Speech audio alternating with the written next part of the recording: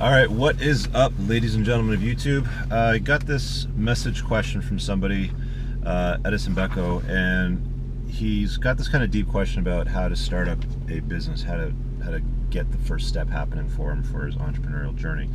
He says, "Hey, my name's Edilson. I'm 18 years old. I was just looking through a ton of your videos about M3s that came across this channel.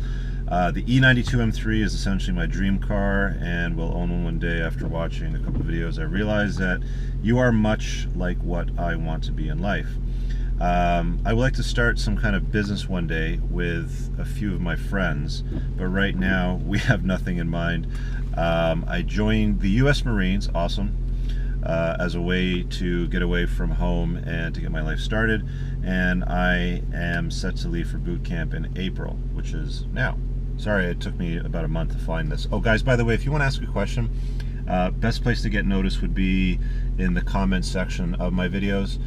Second best place would be to message me directly on Facebook with the private messaging system. This came through the YouTube messages, which I don't get the alerts for whatever reason easily. So join the U.S. Marines, wants to get his life started, heading for boot camp in April, and I wonder if maybe you could give me some insight onto how you started yours. All right, let's go for a drive. How did I start? Okay, well, this is kind of going to be a video on my origin story.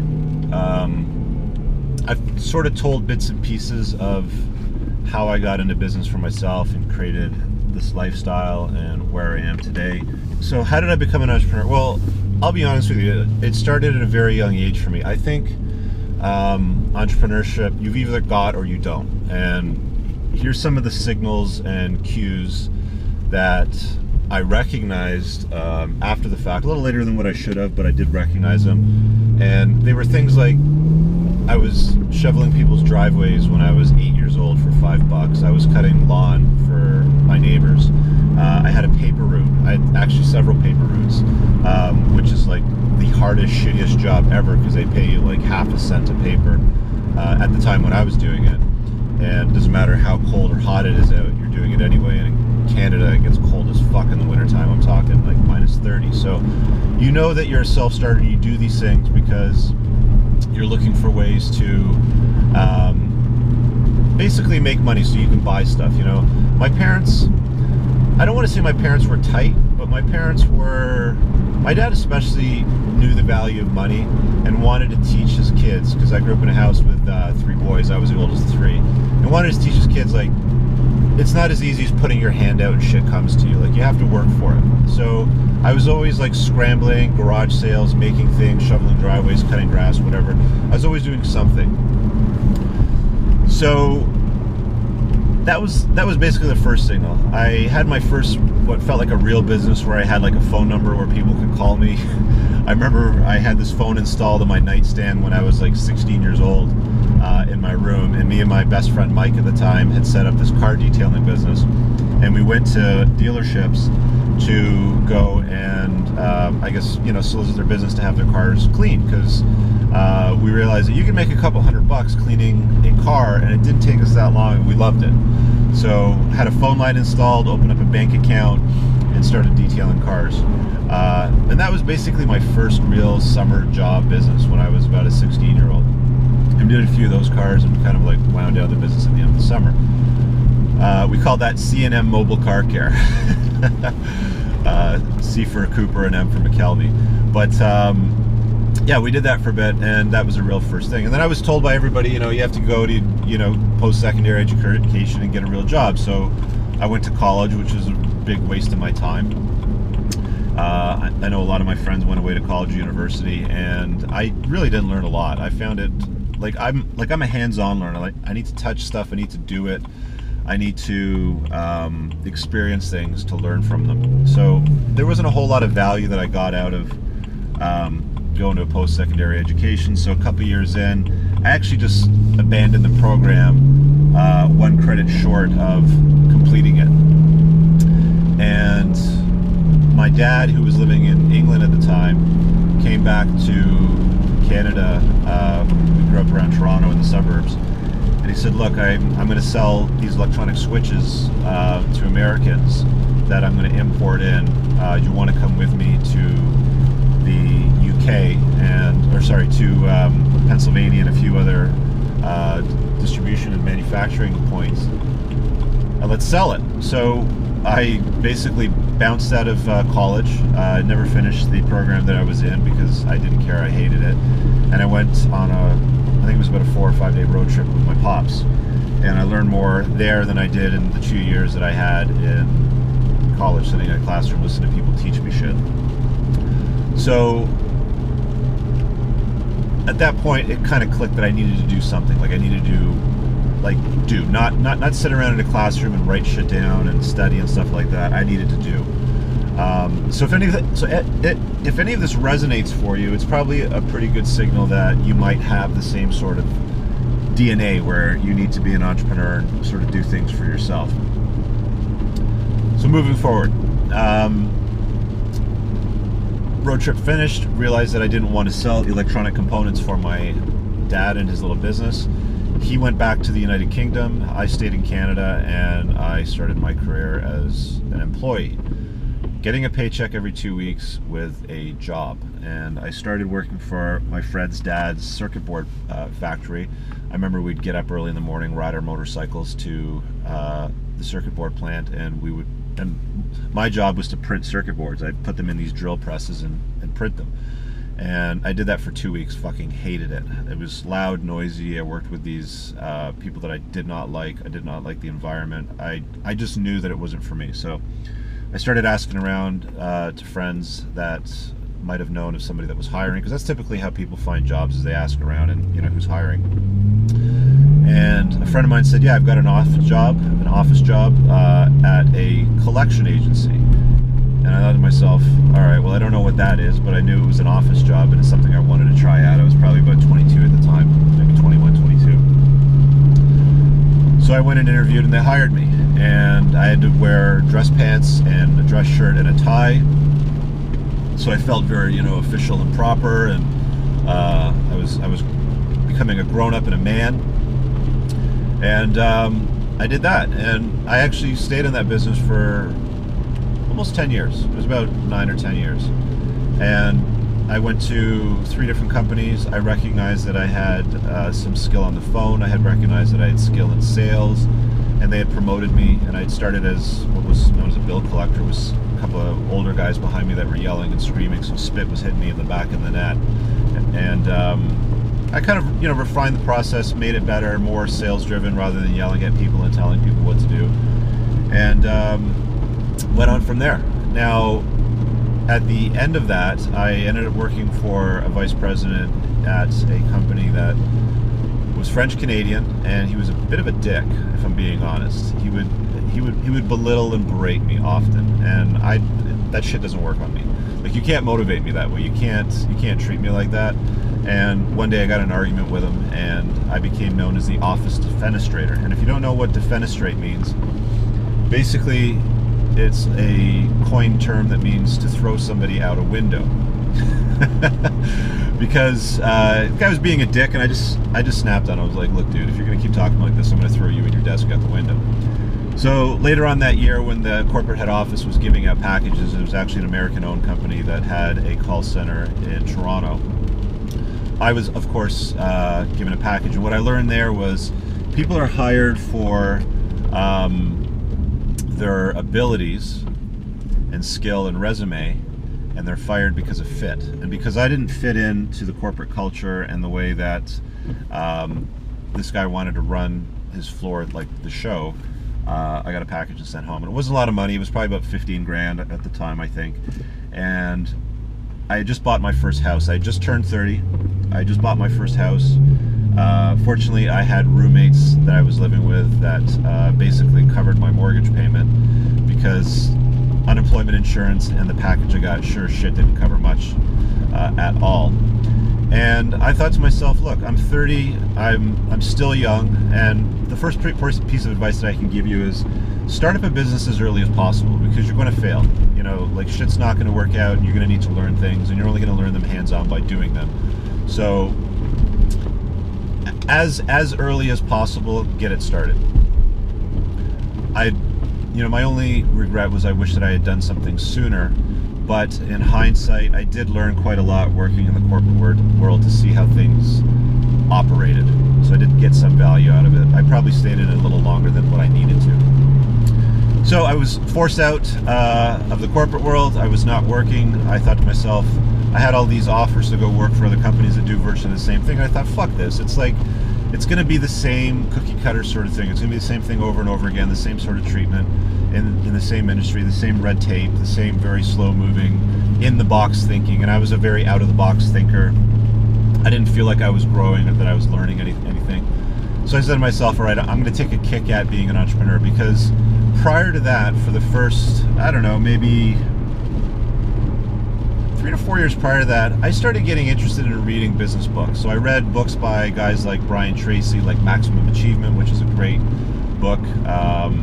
I read all of the Donald Trump books, and as shitty as he might be viewed as a politician with his outspoken views, he's a highly intelligent, very successful guy and knows how to work the system when it comes to business.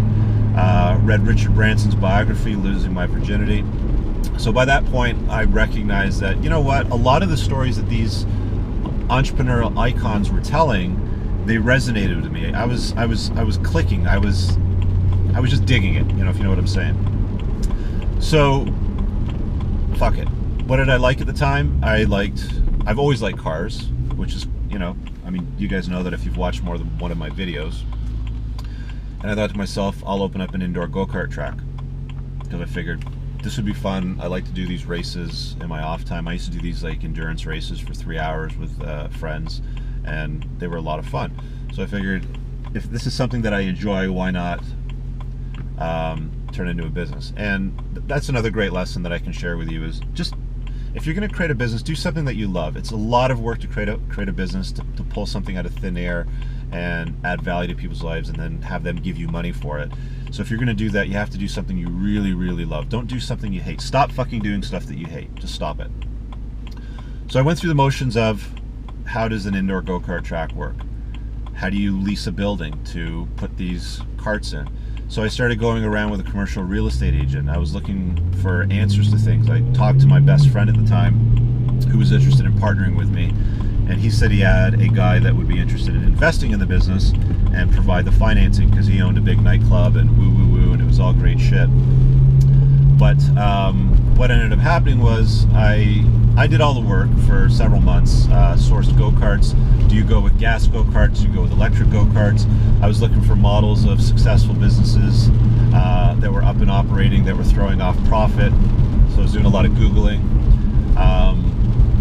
looking around at real estate to open up for an indoor go-kart track. And I found challenges there, because there was a roadblock almost all throughout. Where do you get the financing to buy these carts? It would have cost I think it was about $70,000 to buy about a dozen, which was not a lot. It was even more for electric carts. Then there was insurance, because people get in accidents and they hurt themselves, and what happens if you get sued? Then there was finding the space to operate an indoor go-kart track, because you can't do an outdoor one in Canada, because when it rains, like today, you wouldn't be able to make any money. You wouldn't be able to make any money in the wintertime when it snows. So if you have an outdoor track in Canada, you're only making money 3-4 months of the year. That's not a real business. So I was looking for an indoor track, and finding landlords that would want to rent office, well, not office space, but industrial space, that they would let you drive these fast little, basically cars inside their building. And a lot of landlords would be like, you want to do what in my building? So there was a lot of obstacles. And after a couple of months of this, and doing all these things, the biggest obstacle was the money. When was the money going to come to sign the lease? Because I had found a building, I had found a supplier with go-karts, I had all the legwork done. And this guy that I was introduced to, that was, I'm going to grab a coffee here, that was supposed to provide the financing, he never did. So there was all this bullshit talk about, oh yeah, I've got lots of money and I'm a successful business owner and I want to invest in this go-kart track because it's something I want to do, and you guys run it.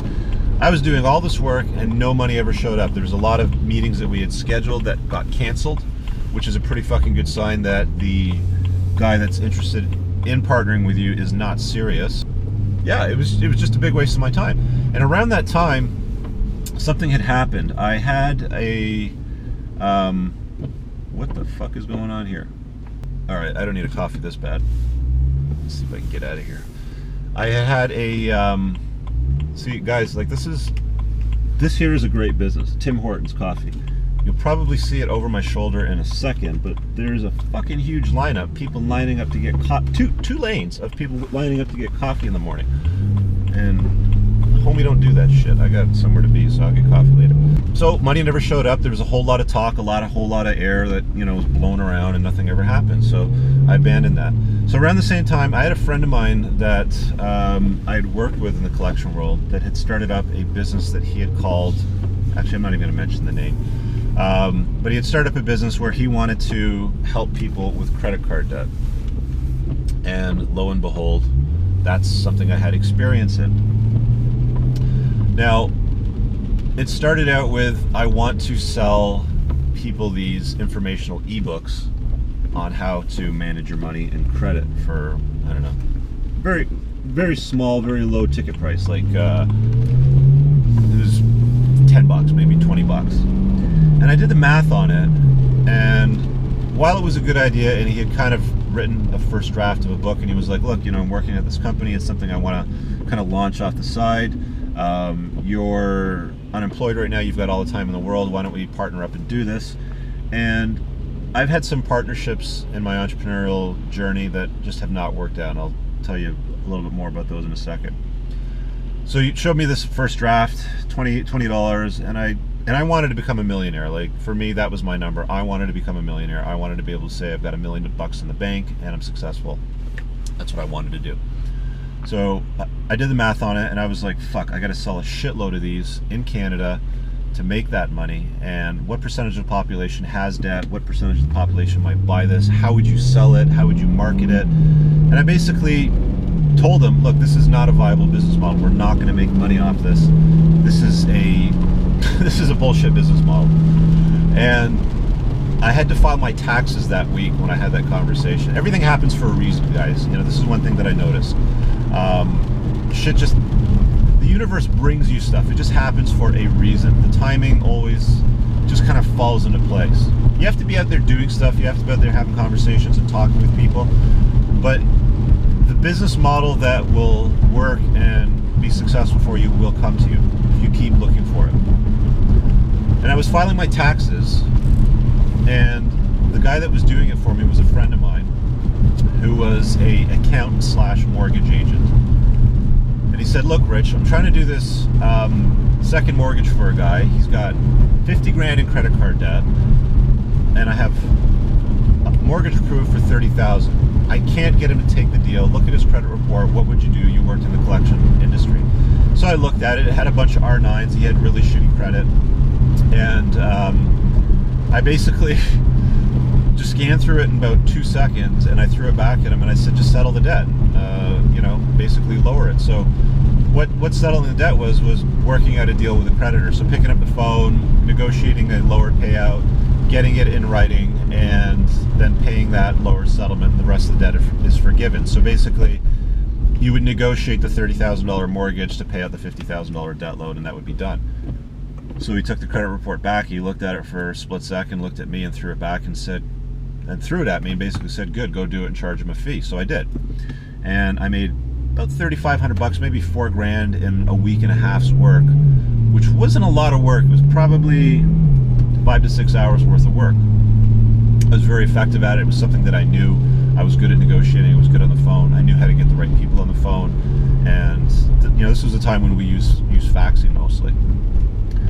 So I was like, fuck, I've got a business here. I could, you know, this is something that I could do. It beats the shit out of the stupid, let's sell people a ebook on how to get out of debt, which they really don't want to read. People want to flip a magic switch. They want to consolidate and have it done for them very easily. They don't want to read stories on how to manage their money. So I did that, and I created this business where I was basically pitching mortgage agents on my service to help them close mortgages. And this was around 2005 and 6, and then approaching 7 and 8 with the financial markets collapsing, with the subprime markets and mortgages in the US collapsing. Canada was fairly safe. The word subprime was fairly common. I was advertising in mortgage articles and magazines. And I basically grew the business from there to where it is today. We switched over to doing less business with mortgage agents being the source of our clients to more B2C, so business to client marketing, where I did most of it online with organic, with blog writing, with SEO, search engine marketing, pay-per-click stuff, banner ads. That moved into Facebook advertising, Twitter advertising, Instagram advertising, YouTube advertising. So I did that, and that's how I basically created the business that has funded my life. And it's now operating roughly an hour away. I essentially act as a consultant for the business, and that's my role. I do Entrepreneurs in Cars as a hobby. I basically tell these stories to you guys to let you know how to do certain things that you ask about. There are certain experiences that I have that are what I think might be of value to you, and just answering random questions about business, life, self-care, whatever it is that you guys throw at me. So dude, I hope that video helped. Sorry, I forgot your name because I started talking so freaking long ago. Edilson. If you've got any other questions that might have come out of this video, throw them in the comments below. Let me know. Give me a thumbs up on this. Browse the channel. There's tons of great videos on there that you might get some good information on. But you're young, man. You're 18. Get out there and, you know, do your military stint. I actually applied to fly Harrier jump jets for the Royal Air Force when I was 18, and they didn't allow me because I was too tall, and you had to be 5'8" or under to fit in the cabin, and it just wasn't going to work because I'm 6'3". So I had no opportunity to do what I really wanted to do for the military. I didn't want to be a foot soldier. I wanted to fly jets. That's basically what I wanted to do when I was growing up. I wanted to be Tom Cruise and Top Gun. I wanted to fly fighter jets. And because I was born in the UK and I'm a British citizen, I figured I would really like to fly the Harrier jump jet, because I followed the Falkland War and was really fascinated about how those jets dominated the Argentinian Mirage fighters. So do your military stint.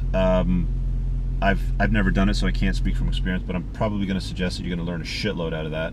A lot of discipline. I've got a lot of friends that are entrepreneurs that were in the military, so do that bit.